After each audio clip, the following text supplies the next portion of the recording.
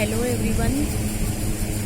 तो last topic में हम लोगों ने प्लांट एम्ब्रियोलॉजी कंप्लीट की थी। अब हम नेक्स्ट टॉपिक शुरू करेंगे न्यू चैप्टर से। भ्रूणिकी का ही नेक्स्ट चैप्टर है मानव जनन या ह्यूमन रिप्रोडक्शन। तो इसमें आप लोग मानव के जनन के बारे में पढ़ोगे, भ्रूणावस्था से लेकर मानव जनन कैसे करता है तब तक कि आप सारी अवस्थाओं के बारे में और जनन तंत्र के बारे में आप लोग इसमें जानोगे।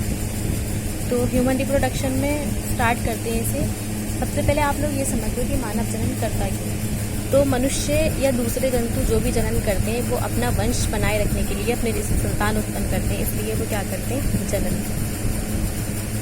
तो अब मानव जनन की बात चल रही है तो सबसे पहले हम मानव जनन तंत्र के बारे में पढ़ते हैं। तो मानव जनन तंत्र जो होता है, कुछ ऑर्गन्स मिलकर मानव जनन तंत्र को कंप्लीट करते हैं।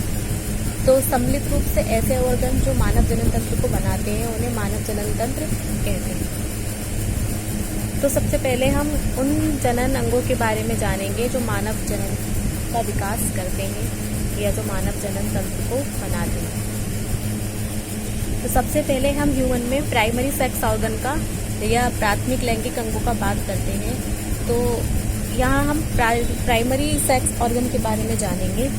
तो चाहे ह्यूमन में मेल हो या फीमेल हो, जो प्राइमरी सेक्स ऑर्गन है वो उसकी भ्रूणावस्था में ही बनना प्रारंभ हो जाते हैं।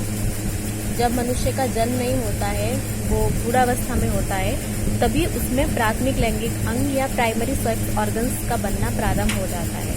तो मेल हो या फीमेल हो, प्राइमरी सेक्स ऑर्गन्स को या प्राथमिक लैंगिक अंगों को जनन या गोनेड्स कहते हैं। अब अगर हम मेल की बात करें तो मेल में जो जनन होते हैं, मेल की बात करें हम तो मेल के जो जनन होते हैं वो टेस्टिस या वृषण कहलाते हैं। मेल में एक जोड़ी टेस्टिस या एक जोड़ी वृषण उसका क्या बनाते हैं, प्राथमिक लैंगिक अंग बनाते हैं। और अगर हम फीमेल की बात करें तो फीमेल में एक जोड़ी अंडाशय या ओवेरीज मिलकर क्या बनाते हैं, उसके प्राइमरी सेक्स ऑर्गन या प्राथमिक लैंगिक अंग बनाते हैं। तो अब हम सबसे पहले मेल प्राइमरी सेक्स ऑर्गन की बात करते हैं, मेल गोनेड्स की बात करते हैं। तो टेस्टिस या वृषण जो है, मेल में गोनेडोट्रोपिन हार्मोन, दो प्रकार के गोनेडोट्रोपिन हार्मोन का स्रावन करते हैं, जिसमें एक होता है टेस्टोस्टेरोन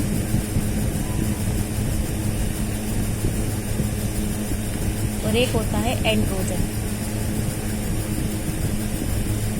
तो मेल के जो प्राइमरी सेक्स ऑर्गन है वो दो प्रकार के हार्मोन्स का स्रावन करते हैं, टेस्टोस्टेरोन का और एंड्रोजन का।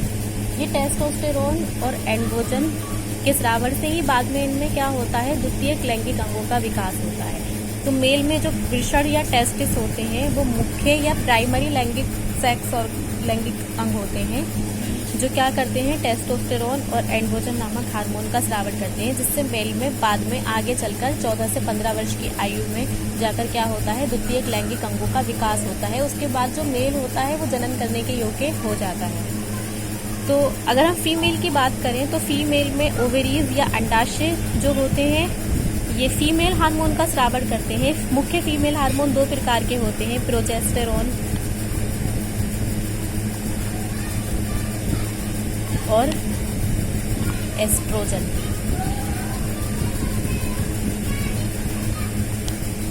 जो फीमेल सेक्स ऑर्गन है, फीमेल प्राइमरी सेक्स ऑर्गन, वो प्रोजेस्टेरोन और एस्ट्रोजन नामक हार्मोन का स्रावन करते हैं, जिससे फीमेल में सेकेंडरी सेक्स ऑर्गन या द्वितीयक लैंगिक अंगों का विकास होता है, जिसके प्रोजेस्टेरोन के कारण ही फीमेल में मेंस्ट्रुएशन साइकिल का विकास होता है, जिसके बाद जो फीमेल होती है वो जनन करने के योग्य हो जाती है। इसके अलावा एस्ट्रोजन और प्रोजेस्टेरोन मिलकर मेमरी ग्लैंड्स का विकास करते हैं, जो द्वितीयक लैंगिक अंग की ओर अग्रसर करते हैं। तो अब सबसे पहले हम मेल की बात करते हैं, फीमेल के बारे में बाद में बताऊंगी। तो मेल के जो टेस्टिस होते हैं, एक जोड़ी टेस्टिस, आप लोगों को हमने बताया है कि इनका जो विकास होता है वो भ्रूणावस्था में ही होने लगता है। तो इससे पहले अब हम आप लोगों को ये बता रहे हैं कि टेस्टिस का में जो टेस्टोस्टेरोन और एंड्रोजन हार्मोन है उसका स्रावन क्यों होता है। तो आप लोगों को लास्ट ईयर एक टॉपिक पढ़ाया था हमने, जो मेल जितने भी मनुष्य होते हैं उनके ब्रेन में पिट्यूटरी ग्लैंड पाई जाती है, पिट्यूटरी ग्रंथि पाई जाती है। ये पिट्यूटरी ग्रंथि का जो अगला वाला भाग होता है, जो अग्रपिंड होता है, उससे दो प्रकार के बहुत इंपॉर्टेंट हार्मोन का स्रावण होता है। एक तो फॉलिकल स्टिमुलेटिंग हार्मोन और दूसरा ल्यूटिनाइजिंग हार्मोन। तो ये दोनों हार्मोन, फॉलिकल स्टिमुलेटिंग हार्मोन और ल्यूटिनाइजिंग हार्मोन, ये दोनों हार्मोन स्रावित करते हैं मेल में टेस्टोस्टेरोन निकलने को और एंड्रोजन निकलने को, और फीमेल में प्रोजेस्टेरोन और एस्ट्रोजन निकलने को। तो जब मेल और फीमेल के अंदर पिट्यूटरी ग्लैंड से फॉलिकल स्टिमुलेटिंग हार्मोन और ल्यूटिनाइजिंग हार्मोन का स्रावण होता है, तब उनमें क्या होता है, गोनेडोट्रोपिन हार्मोन का स्रावण होने लगता है। तो अगर हम मेल के गोनेडोट्रोपिन हार्मोन की बात करें तो मेल में दो गोनेडोट्रोपिन हार्मोन पाए जाते हैं, एक तो टेस्टोस्टेरोन और एंड्रोजन, जिन्हें हम मेल हार्मोन भी कहते हैं। और अगर हम फीमेल के गोनेडोट्रोपिन हार्मोन की बात करें तो फीमेल में भी दो प्रकार के गोनेडोट्रोपिन हार्मोन पाए जाते हैं, प्रोजेस्टेरोन और एस्ट्रोजन। अक्सर ये क्वेश्चन आता है, ऑब्जेक्टिव में आता है कि निम्नलिखित में से बताइए कौन से दो गोनेडोट्रोपिन हार्मोन मेल हार्मोन है। तो आप लोग ये बात अच्छे से नोट कर लेना कि मेल गोनेडोट्रोपिन हार्मोन या नर हार्मोन या मेल हार्मोन कौन से होते हैं, टेस्टोस्टेरोन और एंड्रोजन, और फीमेल गोनेडोट्रोपिन हार्मोन कौन से होते हैं, प्रोजेस्टेरोन और एस्ट्रोजन। ओके, तो अब हम मेल गोनेडोट्रोपिन हार्मोन की बात करते हैं। तो मेल में पिट्यूटरी ग्लैंड से फॉलिकल स्टिमुलेटिंग हार्मोन और ल्यूटिनाइजिंग हार्मोन का स्रावण होने लगता है, तो उसके प्रभाव से टेस्टोस्टेरोन और एंड्रोजन हार्मोन निकलते हैं, जिससे क्या होता है, वृषण या टेस्टिस। Oh no.